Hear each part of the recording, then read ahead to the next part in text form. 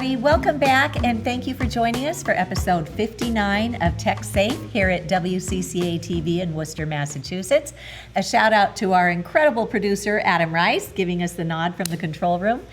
And before we introduce our guest today, I want to just give a quick update on science, because in mainstream media, we never hear about the good science that's going on in the wireless world. So this is a study from the Journal of Microwaves, Optoelectronics, and Electromagnetic Radiation. And it's about laptop use in classrooms, showing that it increases children's exposure to wireless radiation. So what this study is saying in short is that wireless radiation exposure to a child's head and back increased up to 40-fold when surrounded by other children with laptops, due to cumulative emissions from all the other nearby devices. The Wi-Fi absorption rates into children's hands increased by 3-fold in the group setting, and in adults, the Wi-Fi radiation absorption rate at the head was 10 times higher when seated in tightly packed classroom rows compared to when using a laptop alone. So here's a key quote from this study. Wireless communication should be avoided in places where people could stay for a long time, such as in the classrooms, libraries, offices, homes, etc. And the devices should then be connected using cables, right? Remember our little Ethernet cables with adapters? That's how we should be connecting our technology. And with the wires, you increase your bandwidth and you also reduce energy consumption. So a hardwired classroom is so much better on so many levels than just simply taking the easy way out with the convenience that industry has sold us.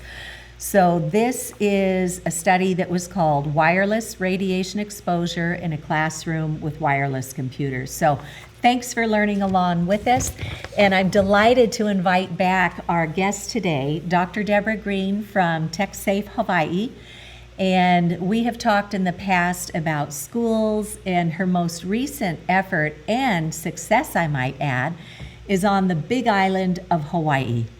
And Debra, welcome back, and thank you for everything you're doing for all the keikis out there, which means children in Hawaii. And I went through high school in Hawaii, so everything that you do holds a very dear place in my heart, because I have many loved ones in the islands there too. So welcome back, and thank you. Thank you, Cece. It's really a pleasure to share with you today about our recent success and what led to it. And I'm also just thrilled by that research you just shared. That's really powerful evidence. It is. So let's just roll up our sleeves and get right to it. You succeeded in getting the Big Island of Hawaii, which is the island of Hawaii, but it's referred to as the Big Island. It's the biggest of them. You succeeded in getting the local municipality to pass ordinances that allow them to implement setbacks. That's one of the biggest things that you got. So tell us what a setback is. Tell us why that's important. Tell us what you wanted and what you got in this ordinance. Okay. Yes, so the ordinance requires a permit process, and the permit process includes a 600-foot setback from residences and schools.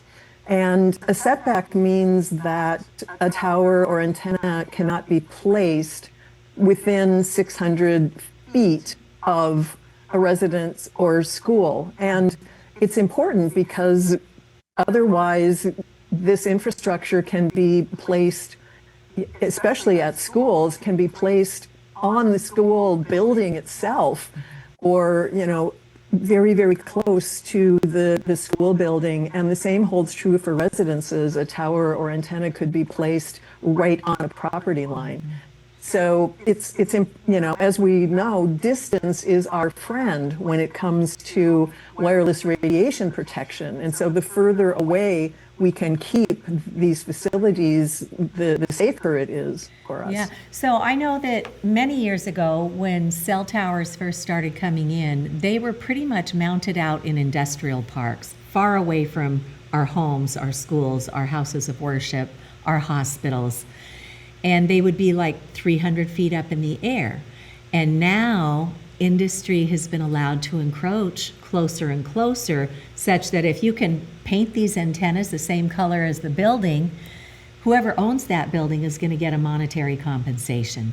So a lot of people are like, sure, you can put your cell tower here. We're going to get some money for it. Win-win, right? We all get better connectivity. But we know better from the science that on many levels that is disastrous. So those were initially these great big macro cell antennas. And now today the industry is spinning up 5G or fifth generation technology and the Internet of Things. So I think what's happening is that in order to be able to keep the revenue engines going and selling new technology and new devices, they need more capacity. And so I think that's the underlying push to put up more cell towers and more antennas. Does that jibe with what you think is going on in the big picture? Oh, absolutely.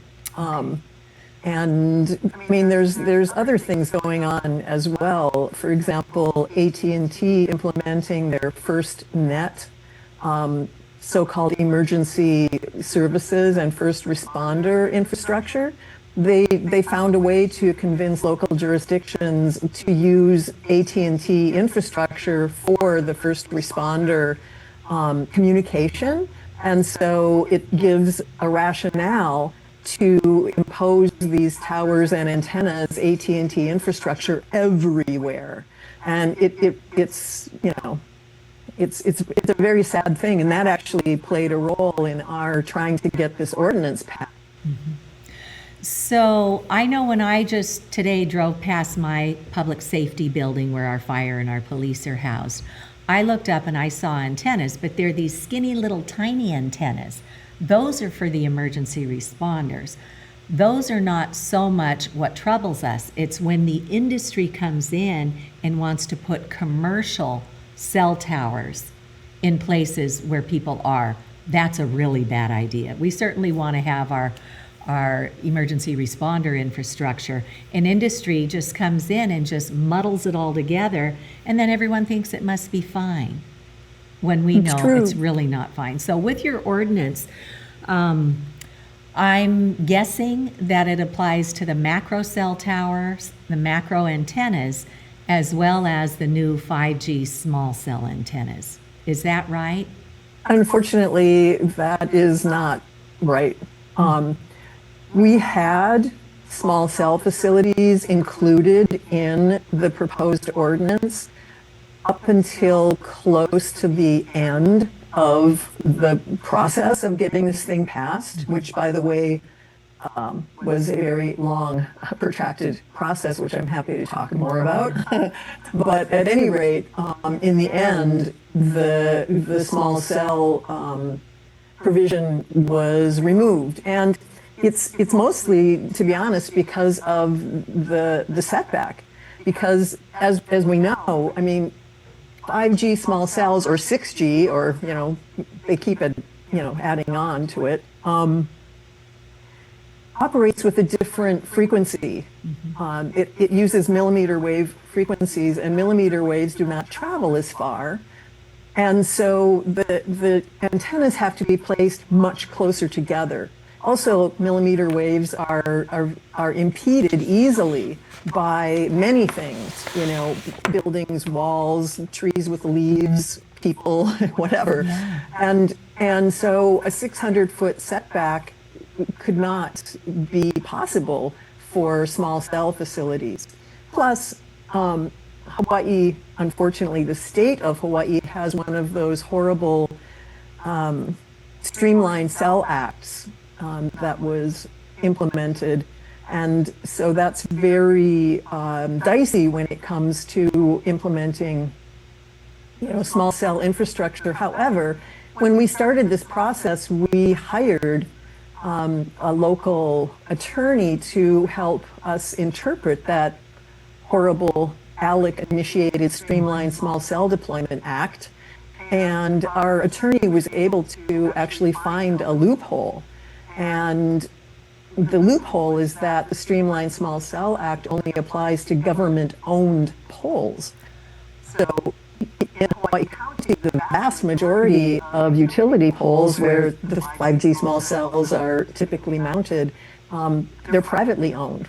So we could pursue that in the future if we choose. At the moment, we're celebrating our current success. Yeah, and that is a success. And I know that you put other provisions in that ordinance. I think one had to do with the stability of the actual cell towers.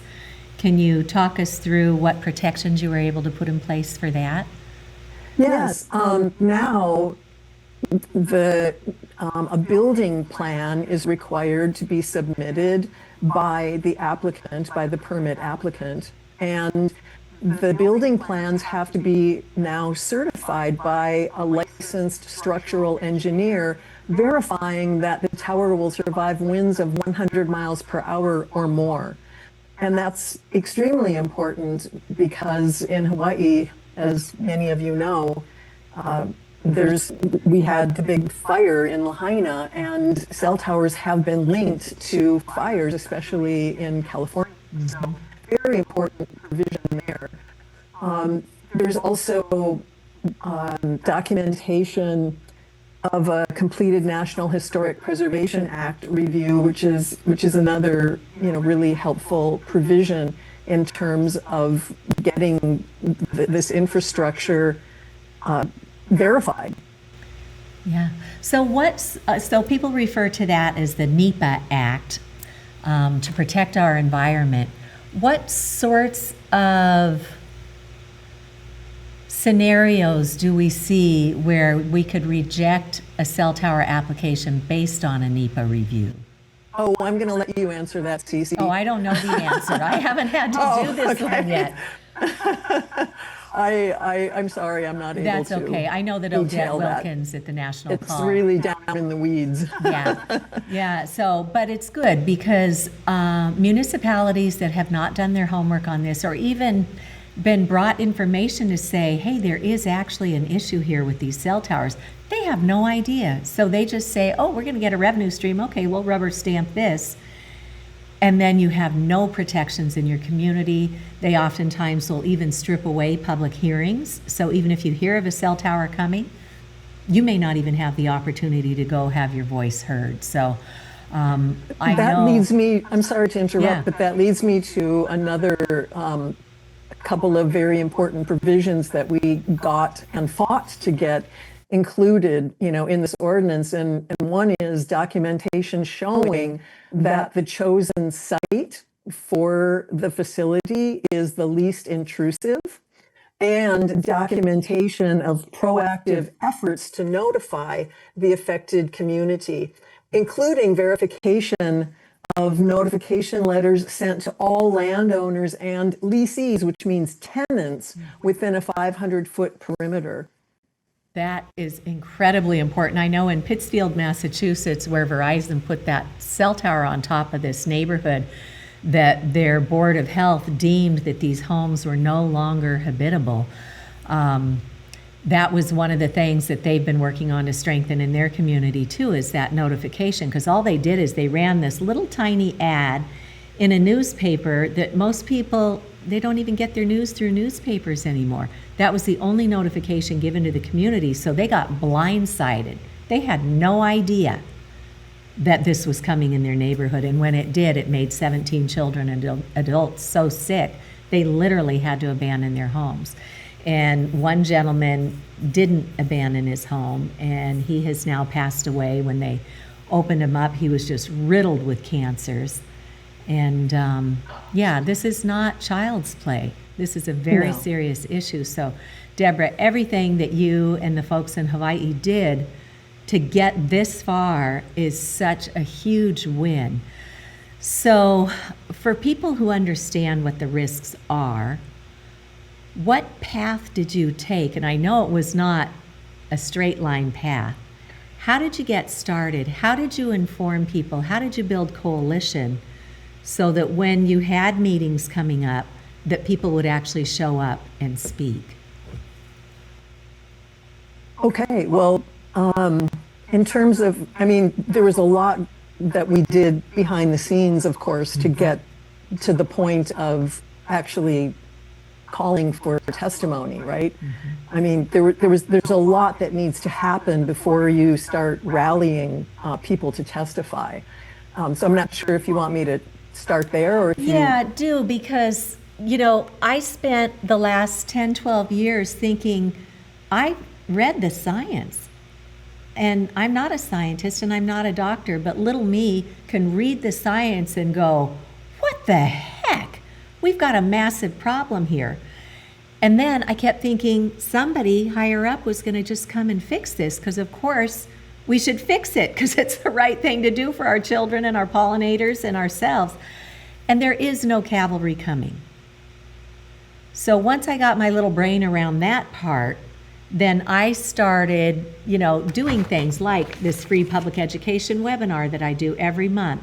So anybody who tunes into this issue can come quickly in a 2-hour forum, learn the science, learn the medical recommendations, learn what's happening in public policy, what's happening in the courts, and most importantly, what can we do to protect ourselves and then get comfortable protecting our community. So I'm so inspired by everything you've been doing for the last decade plus.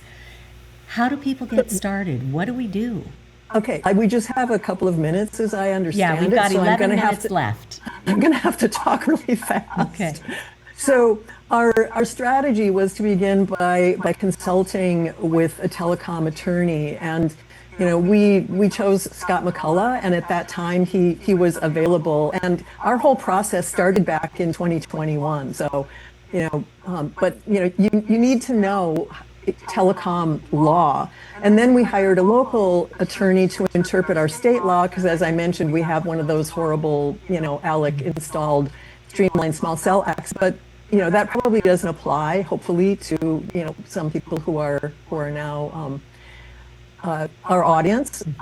So then our next step was, once we understood what could be done in terms of a protective ordinance, we then researched the 9 county council members and reached out to select members that we knew would be, or that we thought would be sympathetic to the people, to the community, and hopefully to our cause, because believe me, not all council members are.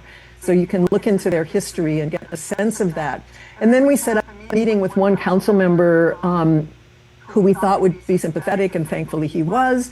And when he expressed alignment with our cause, we asked him about other council members, because he was in a position to know his fellow council members and where they might stand on such an issue. So then we teamed up with those two council members. He found one other, and we began the education, getting them up to speed on local ordinances. And in turn, they educated us about the process in Hawaii County.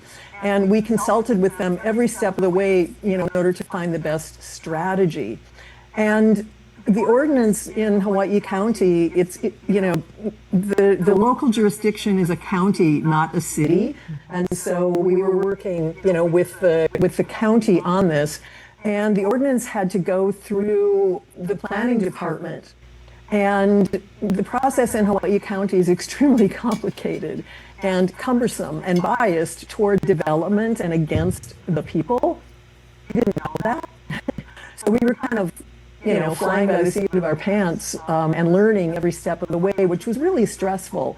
We had to be very nimble, and there was one meeting where, the ordinance was on the agenda and it was never heard because of a change that they didn't tell us in advance. And another time we sat in a Zoom room for 3 hours waiting for a meeting to start.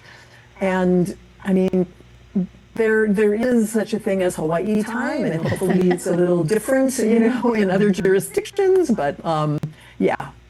So my advice would be to learn the entire process before you start, so that you can be prepared for these things.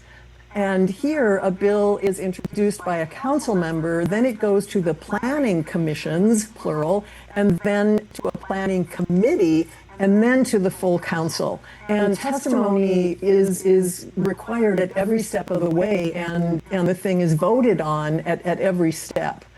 So, my advice, I want to say now that it doesn't take a lot of people to get an ordinance through. What it takes is a commitment, at least here, for one or two committed people to see the process through completely. And that's really what made the difference for us, was myself and our Big Island leader, Naomi Malamed. We stayed with this process over the years, every step of the way. So that's a very important thing. And I mean, just to circle back around to getting others involved, I mean, we have an email list, we have a website. On the website, we have a petition, a couple of them actually, and that's how we get our members of our coalition. When they sign one of our petitions to either stop 5G or to stop smart meter deployments, they're able to opt in to our email list. So it's good to have an email list. We also have a Facebook presence as well. So both of those are pretty good avenues for getting people involved. You know, and it doesn't have to be a complicated website. It can be very, you know, simple. So where to pick it up? I don't know. How many signatures did you present to your council and committee? Signatures On the petitions? We never use the petitions. Oh, you didn't? They're only on the website to get people to sign and opt into our newsletter list. Okay. It's still active. You can still sign up now to, you know, on the petition. But the petitions are useful because, one, you know, people feel like they are doing something, and they are, but it allows people to opt into our newsletter list, and then that's how we communicate, to send out notices when testimony is needed. And that's when the numbers, you know, come in handy. When testimony is needed, if people will submit written testimony or oral testimony, that's very helpful. Very good. How many people would you guess actually sent in testimony or testified alongside you? Well, as I said, testimony has been required at every step of the way in this process. So, you know, first it had to happen to get the planning commissions on board, and then the next step was so much testimony needed within the committee, the planning committee of the council, and then when it went to the full council, more testimony needed. So, I mean, a lot of testimony was needed, you know, at multiple times, you know, over a span of more than a year, actually, once the thing was introduced. So over the span of that year, I don't know, I would say written testimony probably between 75 and 100. Good.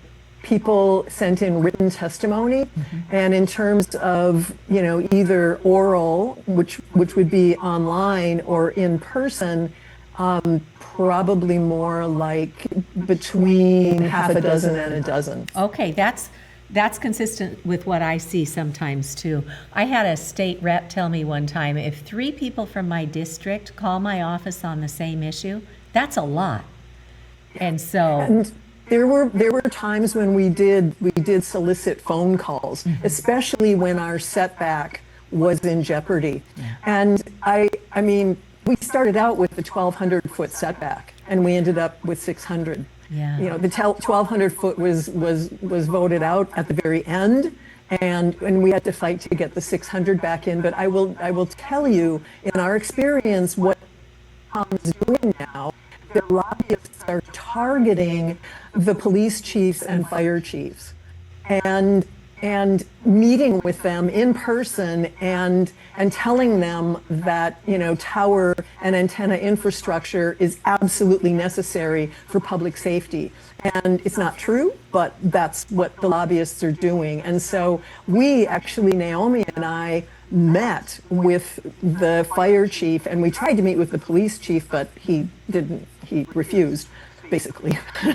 But we did meet with the fire chief and were able to educate him, because the two chiefs didn't know anything about the health effects, nothing at all. And so, it's important that you do this behind the scenes work. You can't talk about health effects in the testimony. Right. Because that could jeopardize the process. Although in our case, members of the public could talk about the health effects. We can't control what they talk about. But for us as leaders of this, we, could not talk about the health effects. But behind the scenes, we met with these, council members and the police and fire chiefs so that they knew the health effects. And that had a huge impact, I will say. Excellent. That is really excellent. And I think it's so powerful. If you go out to Massachusetts for Safe Technology and look on our resources page, one of the top bullets is the International Association of Firefighters in 2004 put out a policy statement saying we do not want cell towers anywhere near our fire stations, because out in Santa Barbara, California, industry put up a massive cell tower right in front of a fire station to blow signal back to a multi-lane highway behind the station. And Dr. Gunnar Hauser did functional MRIs on the brains of these firefighters because they couldn't remember how to properly suit up to get on their engines. Once they got on it, they couldn't remember where to go in communities that they had served for decades. And when they arrived on scene, they couldn't remember how to administer emergency protocols. Dr. Gunnar's functional MRIs showed that it physiologically changed the gray matter of their brain. And there were personality changes going on. It was awful. So most firefighters don't even know that IAFF statement is still up on their website. So we do have... IAFF study research was actually used by one of our council members to get our 600-foot setback put back in. Fabulous. And big thanks to Susan Powerful. Foster, one of our colleagues who worked very hard with Dr. Hauser on this too. So, Debra, I am, again, just so grateful for everything that you do and for the leadership and the generosity of your spirit to help us all learn along with you.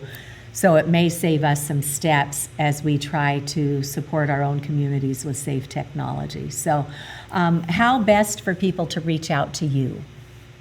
On our website, which is safetechhawaii.com, on the About page, my contact info is there. So just send me an email. That's the best way because of the time difference. Yeah. Well, thank you for getting up so early with us today. We're very grateful, and keep on doing what you're doing. I know it's exhausting work, but if we don't do it, who will? Right? So true, Cece. Always a pleasure to connect with you. All right. Thank you so Until much. next time. Thanks again. Bye-bye.